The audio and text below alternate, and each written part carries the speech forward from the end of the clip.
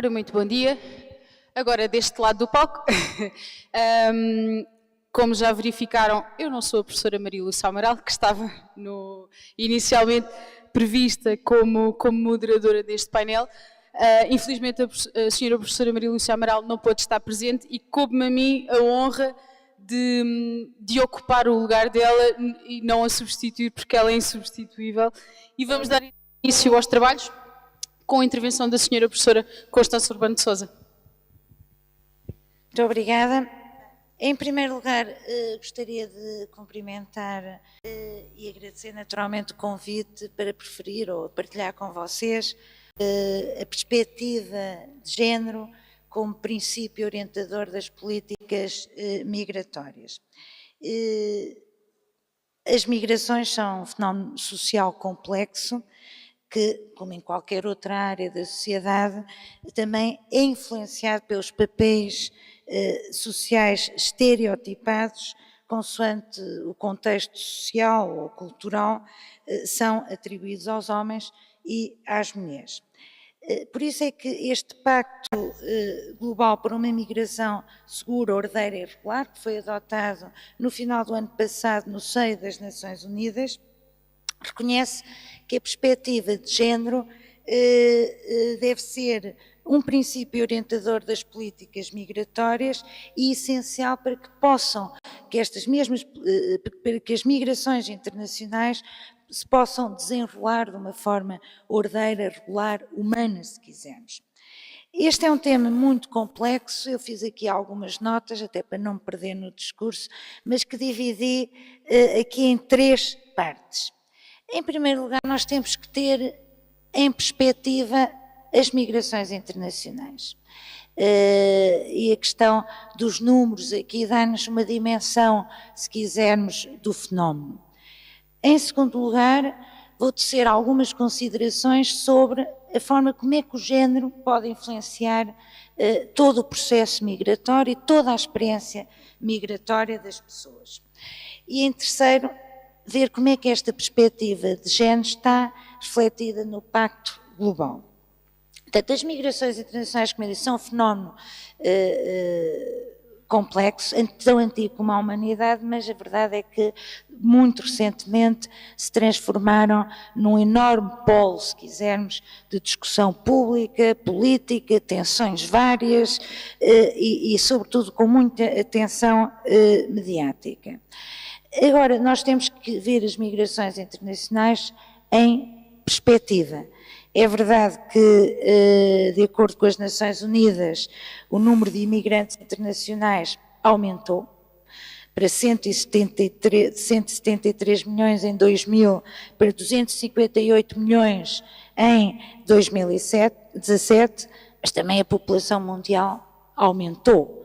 Ou seja, o nível de imigração, ou seja, o número de pessoas que vivem fora do seu país de origem, não aumentou assim tão exponencialmente. Apenas 3,5% da população mundial é imigrante. E, portanto, a imigração internacional, ou seja, sairmos de um país e irmos viver para outro país, continua a ser a grande exceção no comportamento humano. E, portanto, esta noção que temos de invasão, de fluxos migratórios, é uma percepção que não corresponde, se quisermos, à realidade. E a realidade na Europa não é muito diferente. Os continentes com o maior número de imigrantes internacionais é a Ásia, tanto na saída como na entrada.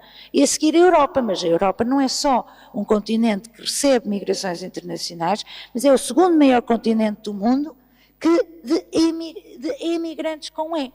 E, portanto, não é assim esta percepção, por vezes, sobretudo a seguir à crise dos refugiados, se criou muito potenciada pelo impacto mediático e pelas tensões políticas que criou e, sobretudo, muito cavalgado pela onda populista, nativista de extrema-direita europeia, cria nas pessoas a percepção de uma invasão por fluxos migratórios que não corresponde à realidade. Tal como os homens, as mulheres também sempre migraram na história da humanidade. E a verdade é que cerca de metade da população imigrante é mulher. Portanto, divide-se mais ou menos pelos dois sexos. E na Europa, até mais de metade da população imigrante é mulher. Portanto, são as mulheres. Para compreendermos melhor este nexo entre migrações e género, eu gostaria de dizer algumas considerações, e entro na segunda parte da minha intervenção, sobre o impacto do género em todas as dimensões do fenómeno migratório. Hoje é amplamente reconhecido que o género influencia as experiências migratórias das pessoas do sexo feminino, mas também do sexo masculino, ou mesmo com outra identidade de género. E as condições e as implicações da imigração, do processo migratório para os homens e para as mulheres são diferentes,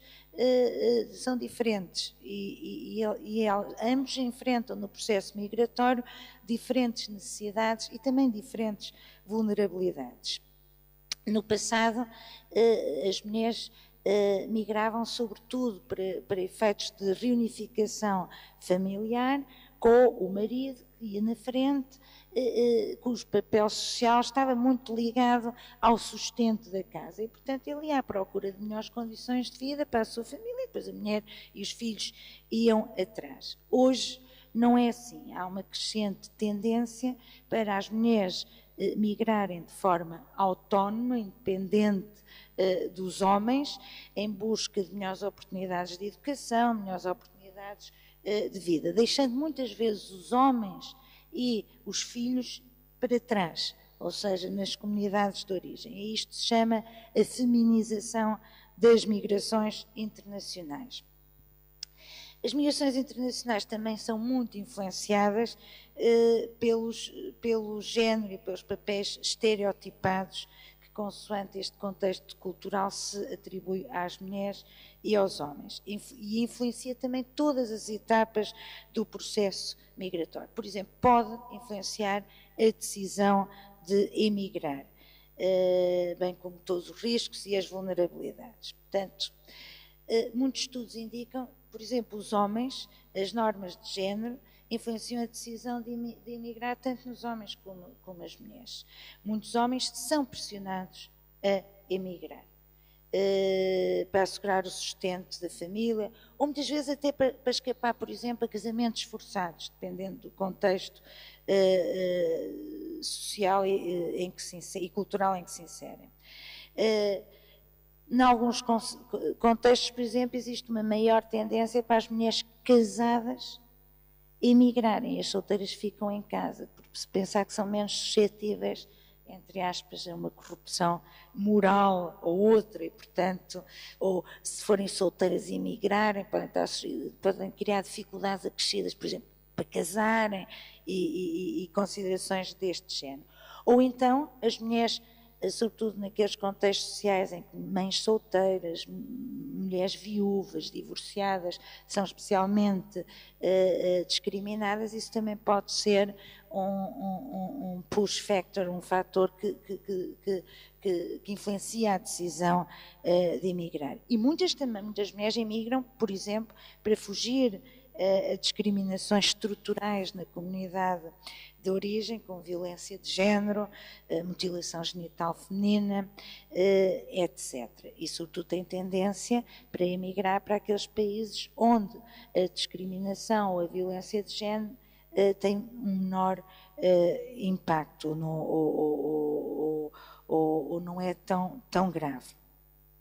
Depois, a questão das vulnerabilidades, que são diferentes, de facto, consoante os géneros e tendem a afetar de forma mais adversa as mulheres imigrantes do que os homens. Portanto, existem países onde as mulheres têm muito mais restrições à sua mobilidade, porque não são autorizadas a emigrar, ou mediante a autorização apenas dos maridos, ou de um pai, ou de um elemento do sexo masculino, o que faz com que caiam mais em redes de imigração irregular, tanto à saída como à entrada, tanto à saída do país de origem como à entrada no país de destino.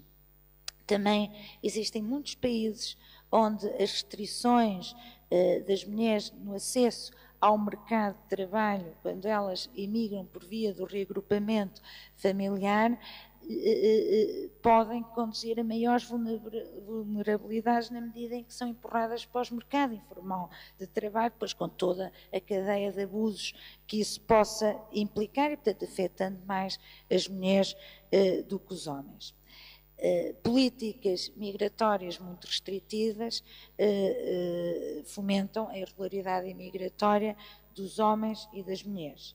Mas nas mulheres, em todo o processo imigratório, os efeitos negativos ainda conseguem ser mais perversos. As mulheres estão, por exemplo, quando imigram de forma irregular, mais vulneráveis a transformarem-se em vítimas de tráfico de seres humanos e de abusos em todo o processo migratório, desde os países de trânsito aos países de destino, pelo simples facto de serem mulheres, portanto, mais vulneráveis a abusos de natureza sexual e a violência de género. Mas o género também tem muita influência na integração dos migrantes nas comunidades de acolhimento. As alterações muito estruturais no mercado de trabalho, sobretudo nos países mais industrializados e mais ocidentais, e nomeadamente a elevada taxa de inserção de mulheres no mercado de trabalho e o envelhecimento demográfico das populações, traduziu-se num crescimento muito exponencial da imigração feminina de mulheres que são sobretudo canalizadas para o trabalho doméstico. Existem países onde praticamente todo o trabalho doméstico e todo o setor da prestação de cuidados a pessoas idosas, a crianças, é assegurado precisamente por mulheres imigrantes. E este setor do trabalho doméstico contribuiu também para perpetuar desigualdades de género, porque as mulheres imigrantes são canalizadas, independentemente das suas qualificações, muitas vezes para trabalhos domésticos para os quais têm mais qualificações do que aquelas que são necessárias, portanto são trabalhos ditos femininos, e os homens, independentemente das suas qualificações, são canalizados para trabalhos no setor industrial ou no setor da construção civil, trabalhos ditos masculinos, mas que são normalmente mais bem pagos do que os trabalhos do setor doméstico ditos femininos. E vários estudos demonstram que a desigualdade de género na população imigrante tende a ser superior do que na população, na comunidade de acolhimento.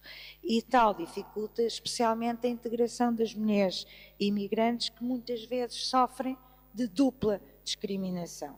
A discriminação por serem mulheres e a discriminação por serem estrangeiras ou imigrantes. E, portanto, esta sua maior probabilidade de serem canalizadas para trabalhos que muitas vezes são trabalhos que em muitos mercados são absolutamente desregulados, também aumenta a sua vulnerabilidade a todo o tipo de abusos. Como são trabalhos que se enrolam num ambiente não público, estão, muitas vezes,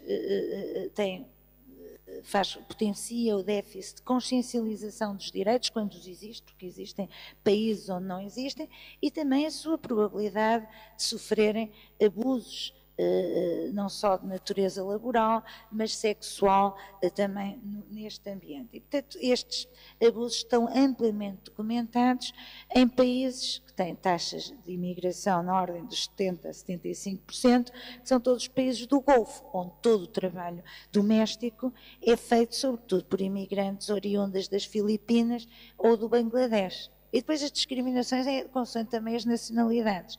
As migrantes, as trabalhadoras domésticas filipinas são mais apreciadas e ganham mais do que as do Sri Lanka ou do Bangladesh. Mas a imigração também pode influenciar positivamente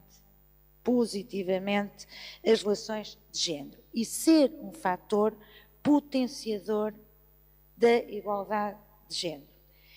Nos países de origem, ela pode influenciar e alterar normas de género, como as relativas ao acesso das raparigas e das meninas à educação, a idade do casamento ou até o nível de aceitação da violência de género. Sim, também o papel social do homem pode mudar com a imigração.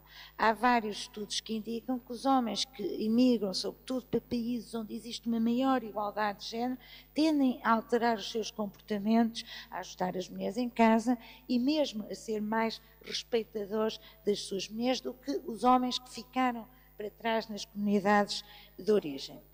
E a imigração pode constituir muito para as mulheres, sobretudo aquelas oriundas de comunidades caracterizadas por uma enorme desigualdade de género, uma importante oportunidade para se autonomizarem e capacitarem, mesmo aquelas que ficam para trás, porque elas é que ficam a tomar conta da casa e dos filhos, naturalmente com as remessas que os maridos enviam, e isso dá-lhes poder de decisão, não só sobre a educação dos filhos, mas sobre a gestão diária da sua economia do lar, e autonomiza-as, se quisermos. Mas também aquelas que emigram, elas adquirem, através da sua maior independência económica, uma maior autonomização e uma maior capacitação, que usam quando um dia se regressarem aos seus países de origem. Ou seja, a imigração tanto pode ter um impacto negativo, potenciando vulnerabilidades, como um impacto positivo. E sem entrar, porque já não tenho tempo, e é por isso que o Pacto Global das Migrações, ele estabelece como princípio orientador a igualdade de género, que é absolutamente essencial em todas as políticas migratórias, não só para reduzir vulnerabilidades, mas também para potenciar todas as oportunidades que a imigração em si pode representar para o estabelecimento da igualdade de género, não só nos países de acolhimento, como também nos países de origem.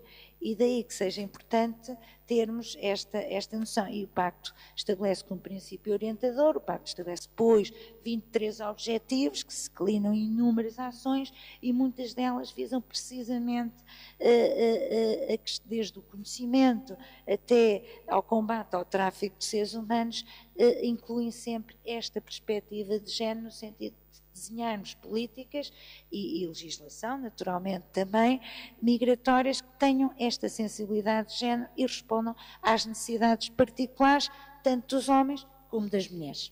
E com isto terminamos. Muito obrigada. Muito obrigada à doutora Maria João. Queria agradecer o convite para estar aqui e parabenizar estas duas jovens colegas e doutorandas aqui na faculdade, investigadoras que são tão dinâmicas e têm feito tanto por esta faculdade e com estes eventos, que já é o segundo no âmbito deste projeto, e portanto, de facto, é um gosto imenso trabalhar convosco, um grande bem-aja. Cumprimento também a senhora professora Constança Urbano Sousa, é sempre um gosto, já vamos partilhando algumas, eu tenho a honra de partilhar consigo algumas destas mesas, e é sempre bom, aprendo sempre imenso consigo, tirei imensos apontamentos e obrigada por isso também.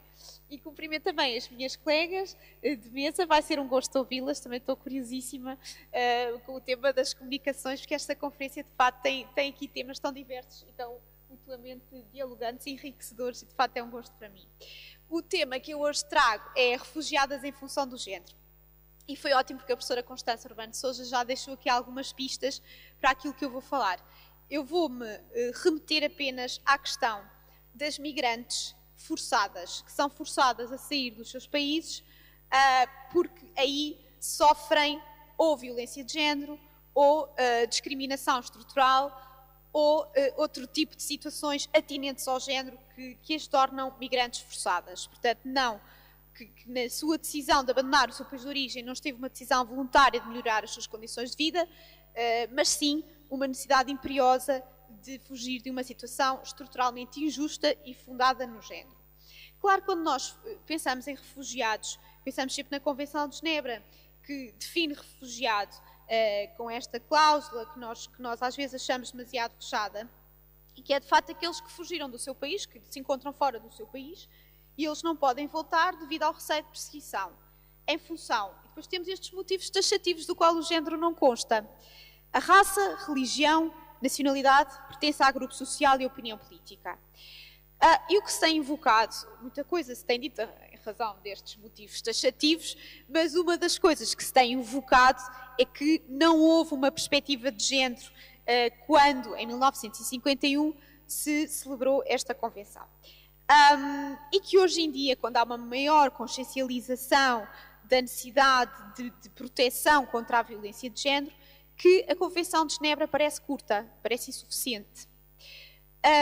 E então temos várias posições. Uns que dizem, o velho argumento, tem que se reformar a Convenção de Genebra e prever mais cláusulas, e outros que, como eu, tentam fazer, isto é pelo menos é aquilo que eu defendo, tentar integrar na letra da Convenção de Genebra aquilo que é a proteção das refugiadas em função do género. Primeiro, isso é possível através do conceito de perseguição, que eu já falarei, e depois através da inserção destas pessoas numa das cláusulas de proibição de perseguição que nós referimos. Em primeiro lugar, o conceito de perseguição, portanto, refugiado é aquilo que é perseguido no seu país de origem, é um conceito que não está definido na Convenção de Genebra. A doutrina tem escrito muito e conseguimos perfeitamente inserir no conceito de perseguição algumas das causas que levam mulheres, homossexuais, pessoas que têm uma diferente identidade de género que não se coaduna no binário homem-mulher, conseguimos inserir numa destas cláusulas. Comecemos pela perseguição.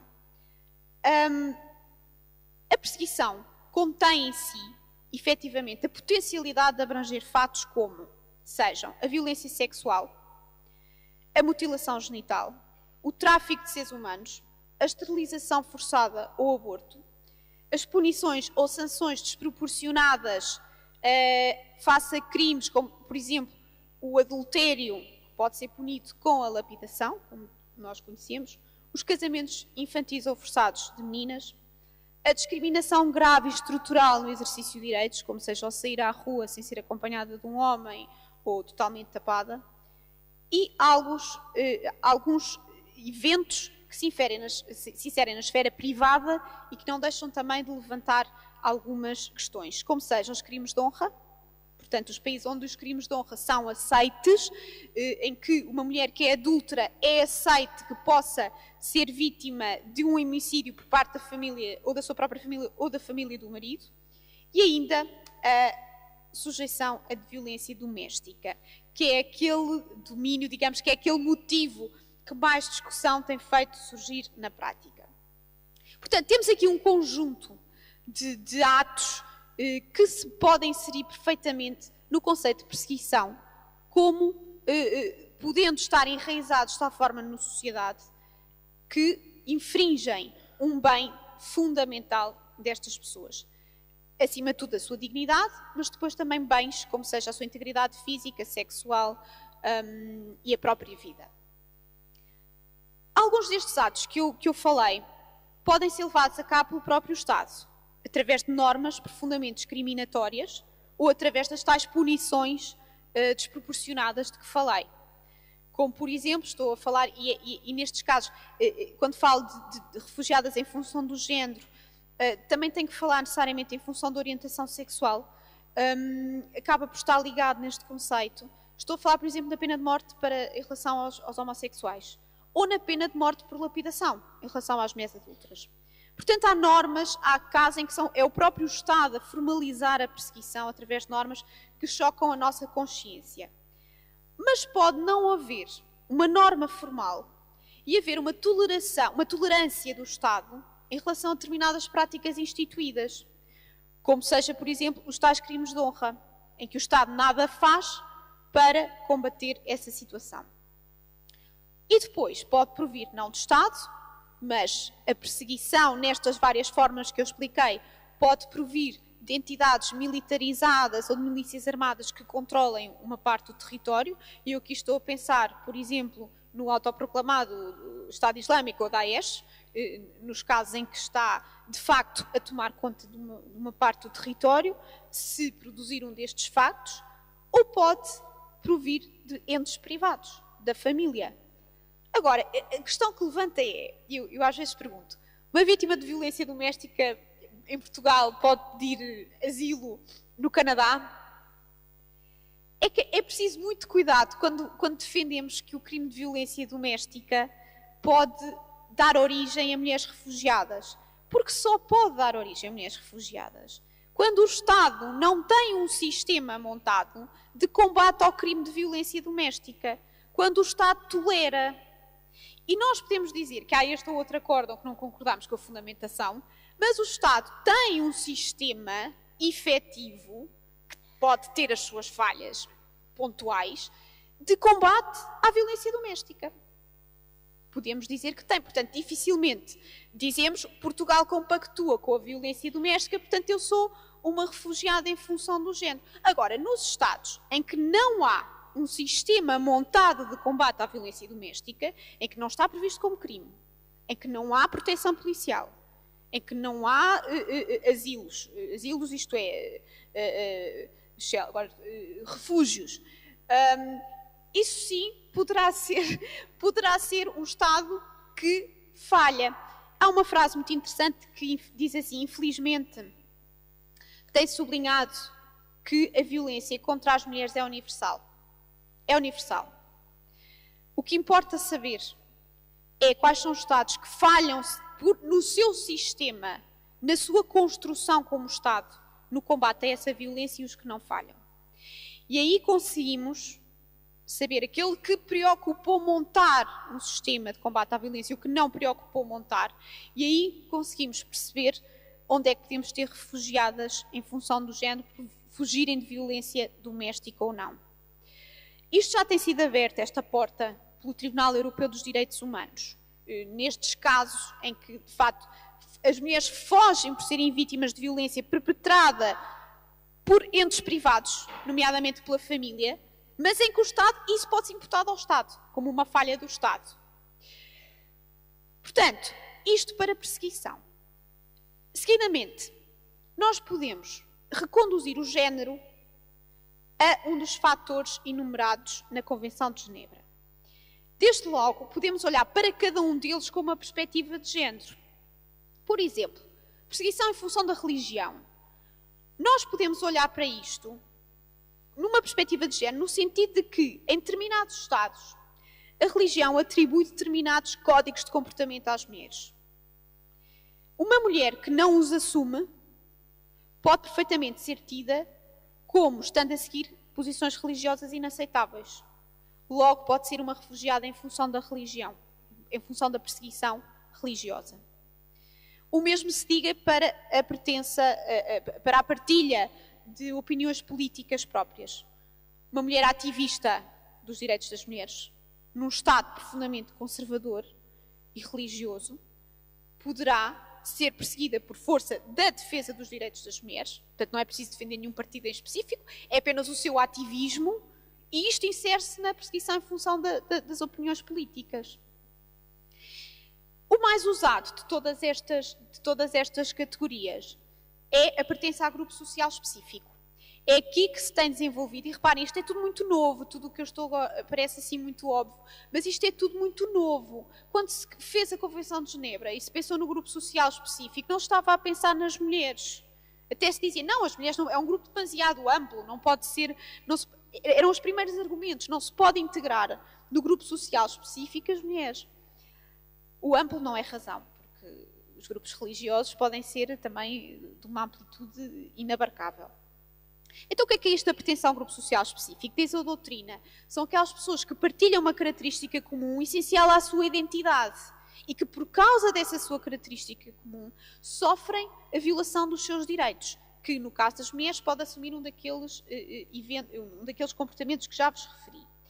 Isto hoje é reconhecido expressamente pelo direito da União Europeia, na diretiva Qualificação, que diz quem pode ser considerado refugiado e que efetivamente diz que a violência de género ou contra a orientação sexual ou identidade sexual, portanto aqui 3 conceitos diferentes, pode consubstanciar a pertença a um grupo social específico para que as pessoas sejam consideradas refugiadas. Portanto, esta ideia de que as mulheres num determinado país podem ser um grupo social específico porque são especialmente perseguidas ou tidas como um alvo de determinadas políticas, ou não sendo políticas, a violência contra elas é tolerada, é aceite, significa que, de facto, quando temos uma mulher a fugir de uma destas situações, ela deve ser considerada um refugiado, por cumprir a noção que está na Convenção de Genebra. É perseguida e é em função de pertença a um grupo social específico, que é o género, ou a orientação sexual, ou a identidade de género. Depois isto também será aplicável a essas situações. Para além disso, para além da Convenção de Genebra, temos hoje um arsenal enorme de instrumentos internacionais que, para isso, neste sentido, apontam. Eu estou a pensar na Convenção de Istambul, do Conselho da Europa, cujos artigos 60 e 61 expressamente prevêem a violência de género como um motivo de perseguição. Portanto, a Convenção de Genebra, de facto, não tinha em mente isto, mas tem uma cláusula aberta que permite, de facto, defender esta senhora é motivo de perseguição no seu país, logo pode ser considerada refugiada, e temos estas convenções mais jovens que, de facto, apontam nesse sentido. O Tribunal Europeu dos Direitos Humanos, como eu referi, já veio considerar que uma mulher, reparem, a Convenção Europeia dos Direitos Humanos não fala em refugiados nem em asilo, mas tem no artigo 3º a proibição de tortura e tratamentos desumanos e degradantes. E através deste artigo já se conseguiu impedir que mulheres fossem reenviadas para o seu país de origem se aí invocarem sofrer risco de perseguição, consubstanciada num destes fatos que eu descrevi, mutilação genital, foi um deles. Que o Tribunal Europeu já disse, não se pode expulsar uma mulher para um país onde a mesma venha a sofrer mutilação genital feminina. Com base em quê? Na proibição de tortura. 2 minutos. Na proibição de tortura, tratamentos humanos e degradantes. A questão da violência doméstica, como vos digo, está ainda a ser debatida. Eu considero que quando o Estado, de facto, tolera e não se dotou de um arsenal efetivo de combate à violência doméstica, poderá ser motivo de se considerar de perseguição e de consideração que a pessoa merece o estatuto de refugiado. Portanto, em conclusão, queria-vos dizer que na prática nós já estamos a ter muitas mulheres que chegam ao nosso aeroporto e invocam violência de género. Eu conheci uma refugiada que tinha sido adúltera no Irão e tinha fugido a pé pelas montanhas porque tinha sido descoberta pela família, quer pela família dela, quer pela família do marido, e temia de facto ser objeto de um crime de honra. Portanto, que matassem a ela e ao amante. Portanto, ela fugiu e veio dar a Portugal, não sei como. Portanto, isto é uma realidade que nos está a bater à porta, não é assim tão académica quanto possa parecer. E de facto, ela cumpre, no meu entender, porque está a fugir de um Estado onde o crime de honra é tolerado, cumpre os requisitos para ser considerada refugiada, se naturalmente comprovar esta história. Muitas vezes é difícil comprovar porque é só o relato dela, não tem propriamente provas. Isto depois é uma questão prática difícil. Para terminar, no meu entender, hoje em dia, o direito internacional reconhece a figura do refugiado em função do género e dá aos Estados o dever de dar asilo às pessoas, às mulheres que fogem invocando um destes factos. Isto do dar asilo, e agora termino onde a professora Constança Urbano de Sousa começou, é apenas o início, porque depois esta vulnerabilidade que esta mulher que fugiu deste país, do Irão, onde ela era perseguida por temer um crime de honra, ela continua vulnerável no nosso país. E, efetivamente, é apenas o início dar o asilo. Depois, de facto, quer durante o processo migratório, nem quero imaginar o que aquela senhora passou, por correr a pé pelas montanhas, apanhar barcos, muitas vezes pagam aos traficantes com a sua prostituição. Portanto, de facto, todo o percurso é perfeitamente dramático. até depois à questão de estar num centro de acolhimento, onde está também bastante vulnerável, de sofrer algumas situações complicadas em relação do género e em relação de violência de género nos próprios centros de acolhimento, e depois a sua própria integração na sociedade. Portanto, isto dar asilo, sim. Hoje reconhece refugiadas em função do género, sim, mas é apenas o início de um processo de proteção. Muito obrigada. Obrigada. Bem-vinda a todas e a todos. Eu começo por agradecer a Emily pelo convite para estar aqui neste excelente painel. É uma responsabilidade muito grande ao lado de figuras tão importantes e tão atualizantes em matérias de questões de género. Eu sou da PADEMA, como fui apresentada, a Plataforma para o Desenvolvimento da Mulher Africana, que é uma organização recente na sociedade portuguesa e que pugna por 3 eixos: a promoção dos valores identitários da diáspora africana, a igualdade de género e a igualdade de oportunidade. Nós somos membros da rede parlamentar do Conselho da Europa para as políticas das diásporas, no plural. Somos também membros da rede das Nações Unidas para a década para os afrodescendentes, que está no meio, a década, estamos a meio da década. Somos membros do Conselho Municipal para a Igualdade Municipal de Lisboa e somos também membros do Conselho Consultivo da SIC. Bom, feitas as apresentações, pediram-me para falar sobre género e diásporas africanas. Eu acho que eu vou reduzir para diáspora africana, porque quando nós pensamos em diáspora africana, pensamos imediatamente nessa grande diáspora africana resultante do processo de escravatura. Pensamos nessa grande diáspora descendentes dos escravizados, que estão sobretudo nas Américas, e que são mais de 200 milhões. A questão da diáspora africana em Portugal não se compara, evidentemente, em termos temporais, a essa grande diáspora africana. Ela é muito recente e é feita por fases. Ela praticamente tem início na década de 60, com a vinda de grande parte de cabo-verdianos para as obras públicas e construção civil.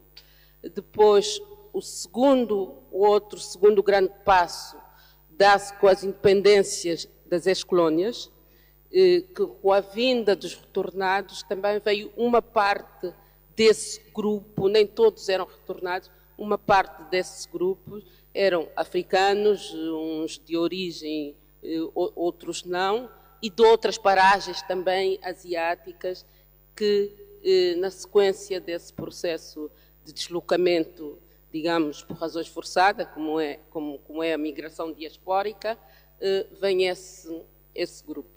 Depois, a partir dos anos 80, há uma terceira leva que é sobretudo, e qualquer essas levas são sobretudo constituídas, grosso modo, por homens. A partir dos anos 80, há essa terceira leva que são jovens homens que fogem, sobretudo de Angola e um pouco também de Moçambique, para evitar o serviço militar obrigatório e para evitar ir para as frentes de combate. Estes jovens colocados em Portugal, eles vão sobretudo para a construção civil e obras públicas, também para a agricultura, e estão geralmente numa situação migratória precária ou ilegal e sujeitos a aceitarem condições de trabalho desumanas em algumas situações. E são esses jovens que, em condições de precariedade laboral, e dificuldades de inserção na sociedade, de acolhimento, que estabelecem o grosso das suas redes, por incrível que pareça, com os países de origem, em vez da sociedade de acolhimento. E por aí começa a segunda fase, a terceira fase deste grupo, que é mandar vir as namoradas, as mulheres e as famílias. E a migração feminina, no final da década de 90, de 80 e início da década de 90, dá-se exatamente no quadro do reagrupamento familiar. Mas com a conquista da paz, quer em Angola, quer em Moçambique primeiro do que em Angola, que coincidentemente é ao mesmo tempo que uma melhoria económica, um boom económico, um crescimento económico desses países, começa-se a verificar um outro fenómeno, que é um fenómeno novo e recente, que é a feminização da própria migração africana também. Porque não só a situação económica em Angola melhora, a situação económica em Cabo Verde melhora e a situação económica em Moçambique também melhora. E com essa melhoria da situação económica, essa migração feminina já não é tanto para a questão do regrupamento, mas é, sobretudo, para a formação. E a formação decidida por elas próprias e geralmente com o apoio das famílias, porque há um crescimento económico, a condição de renda das famílias melhora e melhorando já torna possível essa migração das mulheres, porque ela, fruto da democratização dos ensinos nesses países, elas já são a maioria no ensino secundário, na escola, e isso permite que o grosso dessa migração passa a ser feita já por mulheres e começa então aquilo que se chama a feminização da migração. Quando nós falamos em diáspora africana, a diáspora africana é constituída por dois grupos. Os africanos residentes, legais ou ilegais, mas também os afrodescendentes que, sendo portugueses, fazem parte dessa grande, não comparável à da América, obviamente, essa grande diáspora africana. Não há dados de quantos somos em termos de diáspora africana. Sabemos que há em Portugal 85.887 africanos com documentos, ou seja, africanos legalizados como tal, mas não sabemos quantos são os afrodescendentes que, sendo portugueses, estão apenas em Portugal, são apenas contados, registados ou estatisticamente como portugueses. Porque a lei portuguesa, contrariamente a outros países, como Estados Unidos, o Brasil, o Reino Unido, a Finlândia ou a Irlanda, não permite a obtenção de dados estatísticos racializados. Mas nós sabemos, por exemplo, que em relação aos africanos estrangeiros em Portugal, nós temos que as duas maiores comunidades africanas são, por esta ordem, a de Cabo Verde e a de Angola. E qualquer uma delas tem maioritariamente mulheres. E Angola, por exemplo, no caso de Angola, são quase 55%, são 54,9%, e Cabo Verde 53,8%. Isso vem de acordo com o que eu dizia há bocado, a questão da feminização da migração africana também. Ele é um fenómeno mundial, como acabamos de ouvir há bocado, e é também um fenómeno africano. E o facto de não se permitir a obtenção de dados racializados em Portugal leva a que as questões das mulheres afrodescendentes sejam englobadas ou agrupadas nos dados sobre as questões de discriminação da mulher em geral, quando grosso modo, esconde outras desigualdades de que elas são vítimas e que as mulheres em Portugal, em geral, não são. E o que é este grupo? Este grupo de mulheres da diáspora africana não é um grupo homogéneo, não, ele é variante em idade e em condição social, mas há uma homogeneidade, há um laço homogéneo, que é a discriminação interseccional de que são vítimas. Isto une as mulheres africanas. E um pouco embaladas, digamos, na década internacional para os afrodescendentes, que termina daqui a 5 anos, em 2024, surgiu na sociedade portuguesa, muito recentemente, uma série de organizações de mulheres afrodescendentes que decidiram organizar-se, aproveitando exatamente porque as Nações Unidas proclamou a década, e nesse quadro surge uma série de organizações, como a PADEMA, a DJAS, da Beatriz Gomes, ou a FEMAFRO, da Raquel, ou a Imune, da Joacine. E o que é que este novo movimento, porque isto é novo em Portugal, o que é que estes novos movimentos associativistas reivindicam? Reivindicam igualdade racial, reivindicam igualdade de género. No fundo, reivindicam o quê? Reivindicam direitos humanos. Porque os direitos humanos das mulheres não podem ser os direitos humanos de umas mulheres e não de outras mulheres. E esses movimentos vêm exatamente porque juntando a década para os afrodescendentes e a Agenda 2030, encontramos exatamente aqui o espaço para todas essas reivindicações. E para além dessas reivindicações, muitos destes movimentos são também afirmações de identidade, digamos, movimentos de resistência culturais.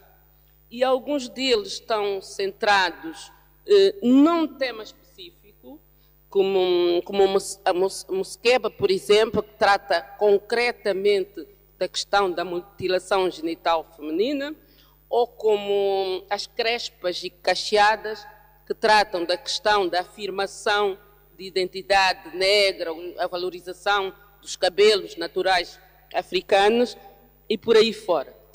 E a grande reivindicação da mulher da diáspora africana e afrodescendente também passa pela política. Nós hoje olhamos para o governo português e temos a ministra Francisca Van Dunen. Mas nós só temos a ministra Francisca Van Dunen. Não é temos, nós só temos a ministra Francisca Van Dunen, que representa 5% no governo de Portugal. E a pergunta que nós fazemos é: será que as mulheres afrodescendentes, a diáspora africana, só representa 5%? Ou seja, há uma subrepresentatividade de uma parte considerável da sociedade portuguesa e, nesse caso, das mulheres. Porque em Portugal, se falarmos de política e olharmos, por exemplo, para o Parlamento português, e estou a falar da questão das mulheres, nós não vemos lá nenhuma mulher negra deputada, não temos. É verdade que em legislaturas anteriores tivemos algumas mulheres, estou-me a lembrar da Celeste Correia, que foi deputada pelo Partido Socialista, estou-me a lembrar também da Nilza de Sousa, ou de Sena, que foi deputada do PSD, Mas não há muito mais mulheres políticas afrodescendentes com destaque na sociedade. Temos a Romualda Fernandes, que está no SM e foi deputada municipal em Lisboa também, e a Antonieta Rosa Gomes, que é deputada municipal de Sintra. Também temos isso. Já está quase a acabar. Um minuto. Okay, vou ser rápido. Entretanto, tudo isso leva-nos a quê? A considerar que as mulheres africanas, as mulheres afrodescendentes, são discriminadas de forma quádrupla. Elas são discriminadas de forma étnico-racial, sofrem a discriminação de género, a discriminação econômico-social, porque geralmente estão na base da pirâmide social, porque elas são as empregadas domésticas, balconistas, as mulheres adias, mulheres sem direitos laborais muitas vezes. E ainda temos o último tipo de discriminação, que eu lhe chamo a discriminação por estrangeirização. Quantas das afrodescendentes nascidas, crescidas e criadas em Portugal, muitas delas se calhar nunca foram à África, mas quando andam na rua ou quando se dirigem a qualquer sítio, a primeira coisa que lhe perguntam: de onde é que você é? Porque tem que partir do princípio que o facto de ser negra, o facto de ser afrodescendente, não pode ser portuguesa, tem que ser da África. É isso que eu chamo a discriminação por estrangeirização. E eu vou ficar por aqui, porque eu já vi ali o sinal 2 vezes, e com isso agradeço mais uma vez os organizadores deste brilhante debate. Obrigada.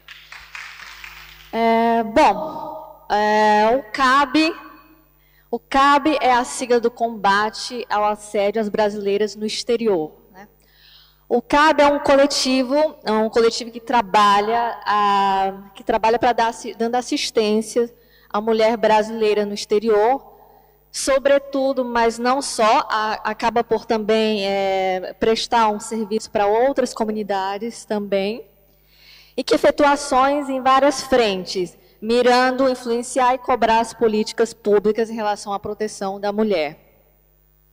As atividades do CAB incluem diversas ações, desde campanhas por meio de plataformas digitais, como de maior alcance público, como o Facebook e o Instagram, e também promoção de eventos e produção também de textos também acadêmicos e cartilhas. Ok? Como é que começou o CAB? O CAB começou a partir de um episódio em Coimbra, né, quando no ano passado eu vim estudar, fazer um segundo doutoramento, e nós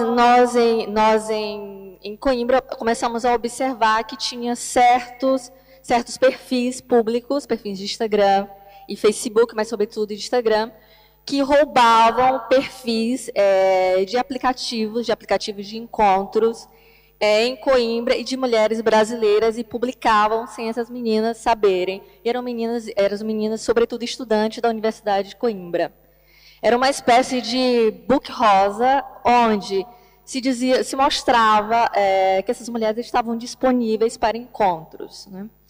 A partir da identificação daquele perfil, lançamos um alerta público para essas meninas, para nos procurarem. E, a partir daí, as meninas começaram a procurar e realmente tivemos a certeza de que eram fotos roubadas. Né? Então, começamos a indagar e vimos que existia, mas todo ano acadêmico existia esse mesmo movimento. Existia um perfil que surgia no Instagram, roubava, o perfil era denunciado, era apagado, mas no ano seguinte era refeito, ou a cada 2 anos. E começamos então a pensar em nos mobilizar, a criar uma campanha, e não só, porque se era assim ia ser apagado, mas no próximo ano ia ser repetido. A partir daí iniciou o CAB, esse combate às assédios brasileiras no exterior. Começamos a trabalhar com a assistência dessas meninas, e não só. E, sobretudo, passamos a pensar nessa questão do estereótipo. O estereótipo das mulheres brasileiras é muito, muito antigo, é um problema histórico, cultural, muito forte, não só aqui em Portugal, mas em todo o mundo, na Europa, no geral, em todo o mundo. Tem origem das duas partes, para vocês terem ideia.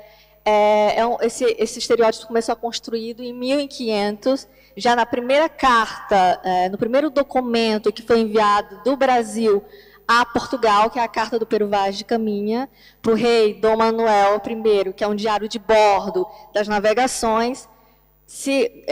O Pero Vaz faz uma comparação ao ver uma Índia brasileira, começa a fazer publicidade, a fazer uma descrição do corpo dessa mulher nu e fazendo comparações com as mulheres de Portugal, né?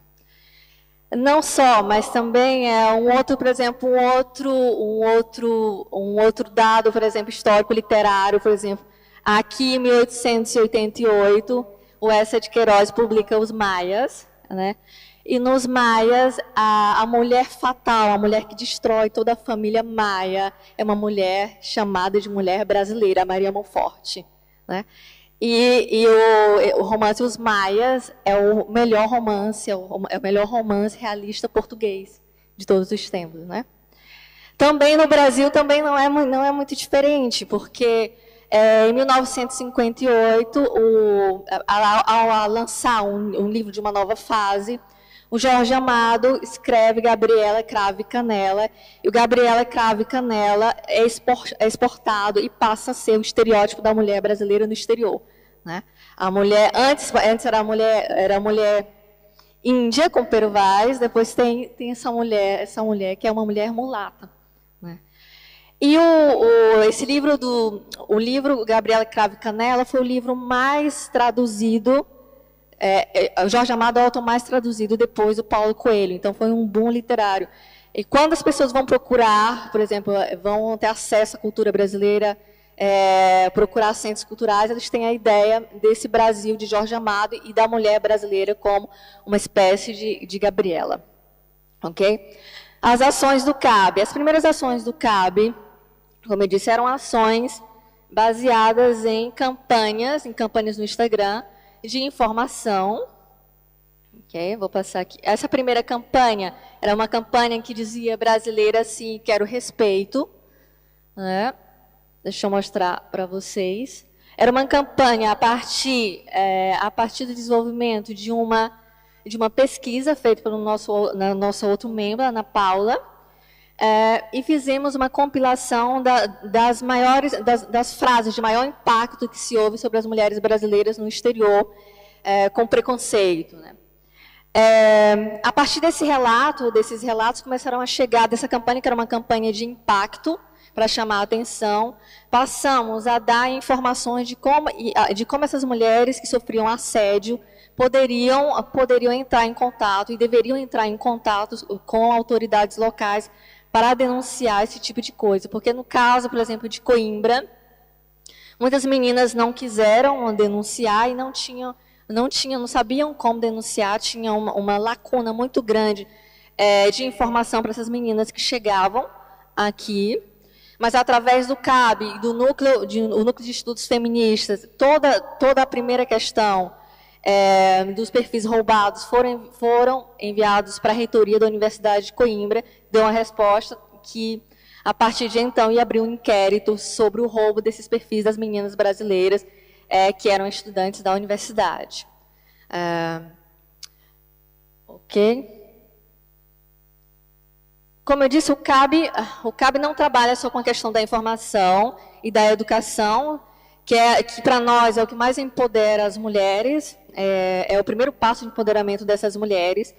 O CAB trabalha também, em termos de educação, nós trabalhamos também com grupos de teatro do oprimido, em que a audiência não são só mulheres brasileiras, são mulheres em geral e homens também, para formar, mostrar como se pode identificar casos de assédio e como reagir, como fazer também, né? Então, não estamos só em redes sociais, também estamos ao vivo. Também damos assistência a quem nos procura, mas não só assistência em relação a brasileiras, a brasileiras em si, mas também a famílias. Houve casos também. O CAB tem uma atuação que não é só aqui em Portugal, é uma atuação que é a nível mundial, né? Isso ficou muito evidente na nossa segunda campanha. A nossa segunda campanha foi Não Se Cale, que foi, a partir do momento que nós vimos que chegaram muitos relatos nas nossas páginas do Facebook, que as pessoas não sabiam quem procurar em caso de assédio e violência, nós passamos a dar informações sobre como denunciar em vários países do mundo. E também informalmente prestamos assistência também a casos de asilo e refugiados, também com agora há um mês atrás, um caso de uma menina brasileira que conseguiu o estatuto de refugiada também. Então, como vocês podem ver, a atuação do CAB é uma atuação muito extensa. O nosso trabalho começou nas redes sociais, mas tem aumentado muito e a gente pretende continuar seguindo assim também. Olá, bom dia, muito obrigada pelas apresentações. O meu nome é Andressa e a minha dúvida é para a Constança. Referiu uma série de dados em que eu fiquei com curiosidade sobre um parâmetro, né? Um dos dados foi falado em que a sociedade receptora tem normalmente a igualdade de gênero mais desenvolvida que a sociedade de origem. Foi um dos primeiros dados. E eu fiquei na curiosidade de qual seria esse parâmetro, porque, como a gente sabe, os processos de migração são processos muito complexos e, ao mesmo tempo que a sociedade receptora é uma sociedade receptora, ela também pode ser uma sociedade de origem. As pessoas migram por todos os locais. E eu fiquei na curiosidade de qual foi essa sociedade de desenvolvimento que serviu como um parâmetro. Chamo-me Márcia, sou estudante do mestrado do Estudo das Mulheres na Faculdade Nova de Lisboa. E a primeira pergunta vai para a doutora Lúcia Muniz. Não. A doutora Constância, desculpa. Não é bem uma pergunta, mas é uma abordagem. Primeiro, quero felicitar pela abordagem que teve, muito midiática, muito rápida e concreta e objetiva, e abordou aspectos muito pertinentes com relação à imigração. É só para dizer que, enquanto estive aqui, quando cheguei aqui em Portugal, a primeira vez que eu senti humilhada e senti que existia racismo, porque eu nunca senti, porque eu sou muito para frentex, mas só consegui dar conta que existia racismo quando fui para o CEF. Eu fui humilhada, pisada, no serviço de imigração aos estrangeiros, quer dizer, aí onde é a estrutura governamental que eu posso confiar e acreditar, foi aí que eu fui humilhada. E outro aspecto que também que eu vou realçar, não é bem, a pergunta eu vou fazer à minha tia. Pronto, nós quando somos africanos, nós quando temos uma pessoa mais velha, nós chamamos tia. Então, outro aspecto que eu quero realçar é que falou da luta, que se luta duas vezes. Não só a transação, a trajetória que se faz, mas realmente nós lutamos mais que duas vezes, principalmente os que vêm da África.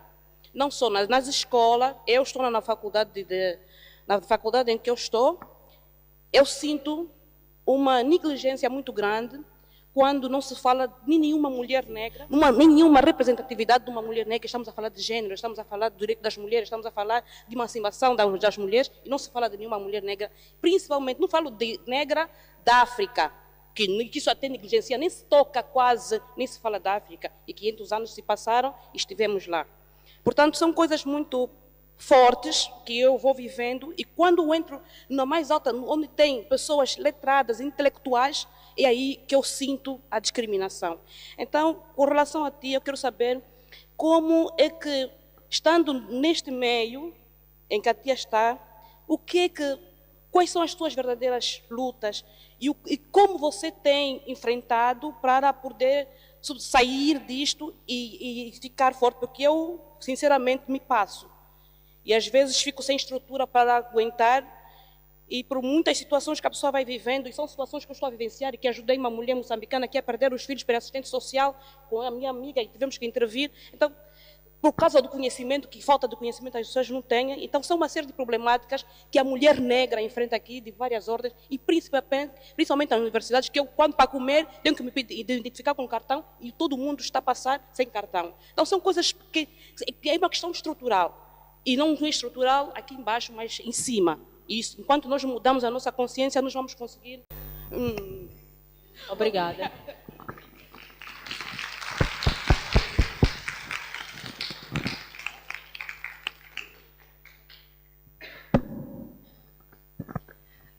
Primeiramente, parabéns. Primeiramente, parabéns pelo projeto, pelo CAB. Mas eu gostaria de saber, já que o assunto é migrações, muitas brasileiras, muitas estrangeiras também, elas deixam de denunciar o assédio ou qualquer violência que elas passam motivadas pelo gênero, porque elas são irregulares no país e elas têm medo, e isso é muito usual. Então, eu gostaria de saber como que se reage diante disso, como que o Não Se Cale funciona diante disso, porque é uma realidade. Em relação à questão, são estudos empíricos que mostram que muitas mulheres migrantes, sobretudo oriundas dos países islâmicos, quando vão para países onde existe uma maior igualdade de género, não existe igualdade de género em lado nenhum, é para elas muitas vezes libertador. Pronto, isso há vários estudos que isso indicam, estudos que se digam, não há muitos, mas há alguns estudos sobre a questão do género nas migrações. Quanto à questão do racismo, sei bem de que fala. Quando eu era jovem e fui para a Alemanha estudar, antes disso, ainda mais jovem, e passava férias em Paris, nunca mais me esqueço um dia que fui a um cabeleireiro, e pelo facto de ser portuguesa, aquela coisa estereótipo, a portuguesa tinha que ter um bigode e tinha que ser femme à ménage. E depois, mais tarde, quando fui estudar para a Alemanha, o facto de eu tinha um cabelo mais encaracolado que o que tenho hoje, porque está esticado. E também seria talvez mais escuro. Facilmente eu poderia ser confundida com uma turca, com uma tunisina, por aí. E, portanto, sei bem do que fala, do que é ouvir na minha cara que estou numa fila ou não ser atendida numa loja pelo simples facto de parecer ser muçulmana. E, portanto, sei bem do que fala. Racismo existe em todo lado. Eu também já senti racismo em África, por ser branca.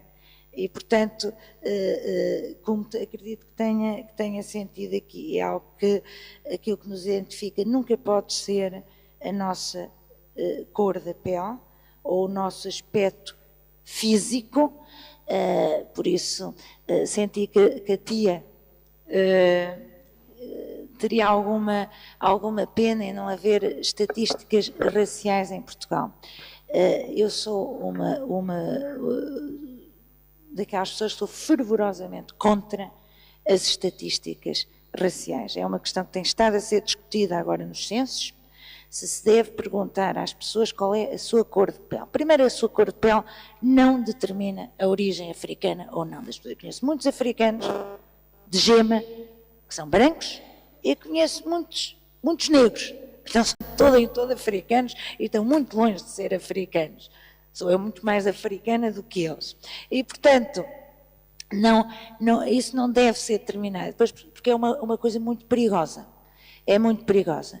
Hoje começa-se, é negro, é branco e o terceiro género, que é mestiço, mulato e mulatas, cores, tonalidades, mais para o branco, mais para o negro.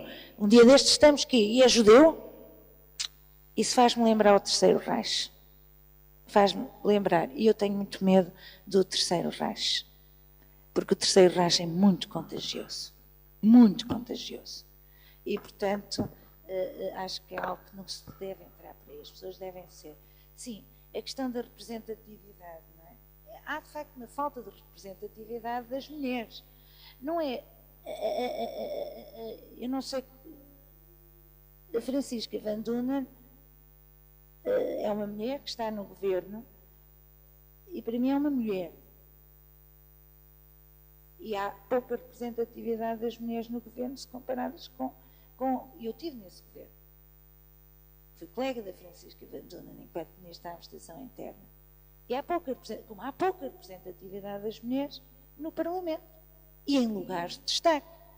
Ou então na universidade. Eu, quando estudei na Faculdade de Direito da Universidade de Coimbra, a esmagadora maioria das alunas, dos alunos, eram alunas do sexo feminino. Mas depois, a esmagadora maioria daqueles que chegavam a assistentes e iam para a carreira universitária eram homens. Mas estávamos a falar, na altura, em Coimbra, numa proporção de 70 para 30. 70 mulheres para 30 homens. Mas depois, quando chegámos ao final do ano, quem é que era convidado para ser assistente naquele grupo de 10 com as melhores notas? Eram sempre os homens. E depois lá havia uma mulherzita daqui e para lá. E, portanto, isso ainda hoje se vê, vai haver um corpo. Portanto, é algo que existe ainda uma muito pouca igualdade de género. Temos que fazer mais. Não é fazer mais nós, mulheres. Para mim, a questão da igualdade de género não é uma questão de mulheres e de homens. É uma questão de todos. A igualdade de género também afeta os homens. Os homens também têm que ter o direito, se quisermos, a viver uma vida sem papéis estereotipados. E há muitos homens que não vivem essa vida, que gostariam de, sei lá, tomar conta das crianças, tomar conta da casa, ser uma fada do lar. E há muitos que gostariam de o ser, só que não o são, não vivem uma vida em liberdade por causa dos seus papéis estereotipados. E, portanto, é isso que a todos, a nós, enquanto sociedade, nos cumpre lutar por uma vida sem estereótipos, seja em função da raça, seja em função do género, seja em função da orientação sexual, seja em função do que quer que seja. E, portanto... Obrigada, sobrinha. Minha querida, a mim o que mais me preocupa não são atos isolados de racismo, é o racismo estrutural. É disso que nós temos que falar e é isso que precisa de ser combatido. E ele deve começar na educação, deve começar na escola. E aí há falha, eu costumo dizer que o 25 de Abril não chegou à educação em Portugal. Há essa falha. Aliás, nós vimos o caso polêmico de crianças brancas que se pintaram de preto no Carnaval, numa escola em Matosinhos. Numa escola. Não foi o cantineiro da esquina, não. É numa escola. A escola que tem a obrigação, a responsabilidade de passar valores cívicos de defesa dos direitos humanos. Quando a escola não faz isto, é muito grave. Em relação o que é que eu faço? Não me calo, filha. Não me calo. E não me calarei. Em relação à questão da recolha dos dados racializados, só é possível traçar políticas se nós soubermos a quem se destina as políticas. Se nós não conseguimos saber quantos afrodescendentes a sociedade portuguesa tem, como é que nós vamos ter políticas de discriminação positiva para essas comunidades? É que Portugal assinou e votou a favor das medidas da década. E uma das recomendações das Nações Unidas é exatamente essa. O estabelecimento de políticas de reparação para as comunidades afrodescendentes. Eu não consigo perceber como é que se estabelecem as políticas sem se saber para quem se destina. Muito obrigada. Qual é o seu nome, Júlia? Júlia, você tocou um ponto muito importante, que é mas por isso que também um dos eixos de ação do CAB é a informação, né? Muitas meninas, muitas mulheres deixam de procurar ajuda, aguentam, se submetem, não se submetem, mas aguentam a tipos de assédio ou violência por se encontrarem em uma situação de vulnerabilidade ainda maior quando estão realmente clandestinas ou sem documentos, etc. Mas isso é uma ideia realmente que criada, um medo que é um medo, digamos, que não é, que poderia ser muito bem amenizado se houvessem mais informações de que isso nem sempre dificulta, né? Por exemplo, quando alguém é clandestino e tem um problema ou está sem passaporte, tem medo até de ir até o consulado brasileiro e procurar assistência consular, porque tem uma ideia errada de que o consulado vai entregá-lo à polícia. Então, se eu perder o meu passaporte ou se me colocar numa situação de vulnerabilidade, onde eu seja prostituída ou alguma coisa assim, e tiram o meu passaporte, eu não vou ao consulado brasileiro porque eu estou ilegal, eu não vou pedir ajuda porque o consulado brasileiro vai me entregar para a polícia de Estado, para a polícia de imigração. Isso é uma ideia errada, porque isso é uma ideia completamente errada, né? O consulado brasileiro não faz isso. Então, as mulheres que não estão clandestinas podem procurar o consulado brasileiro, o governo brasileiro, sem nenhum medo, que vão ter assistência. Agora, também existem casos, existe uma certa lacuna, onde os serviços consulares não são bastante para ajudar determinadas mulheres. E aí sim, a informação, o nosso conselho é procurar outras organizações terceiras, e que possa ajudar, como aqui em Portugal a APAV, enfim, uma série, e na Itália outras organizações de mulheres, ou diretamente, como aconteceu, de uma moça brasileira que tinha vindo de uma comunidade do Rio de Janeiro e estava sem documento nenhum, e não podia, foi ao consulado brasileiro. O consulado brasileiro disse que não poderia fazer nada, ela não queria mais voltar para o Brasil, porque tinha sofrido um abuso, uma violência sexual no Brasil, e era do movimento negro, e essa brasileira disse que não poderia voltar para o Brasil. O consulado disse que também, como o consulado, de acordo com acordos diplomáticos, também você tem que dar instruções para a pessoa seguir a lei do país em que foi migrada. Então, ela teria que voltar para o Brasil, mas voltar para o Brasil era representar um risco grande de morte para ela. Então, foi aconselhado que ela procurasse a Comissão de Direitos Humanos, mecanismos do direito internacional, para que fosse acionado um pedido de refugiado, e ela conseguiu esse direito de refugiado. Então, muitas vezes, quando essas mulheres sofrem abusos, e mesmo estando clandestinas, podem procurar esse tipo de proteção, porque a partir do momento em que ela pede proteção formal a um outro Estado, ela não vai ser expulsa, vai ter um tempo até que todo o processo dela seja analisado, e em nenhum momento ela vai ser clandestina, pode ser considerada clandestina ou expulsa do país. Então, é tudo uma questão realmente de falta de informação. É por isso que nós batemos muito nessa tecla de que temos que expandir mais e dar mais assistência em termos mesmo de educação e de acesso à informação de denúncia e a quem procurar. Porque também não podemos nos abater quando recebemos um não. Por exemplo, como essa menina saiu do consulado brasileiro arrasada, porque, enfim, a resposta do consulado foi não, nós não podemos fazer mais nada, porque acabou o seu período aqui, você tem que retornar ao Brasil. E nós não temos condições de protegê-la aqui. Então, sim, então, houve uma outra maneira de se fazer. Então, existe N possibilidades também. Existe proteção, né? A sororidade, existe a rede de parcerias. Então, tem que ser expandida, as informações têm que ser compartilhadas. Enfim, é isso.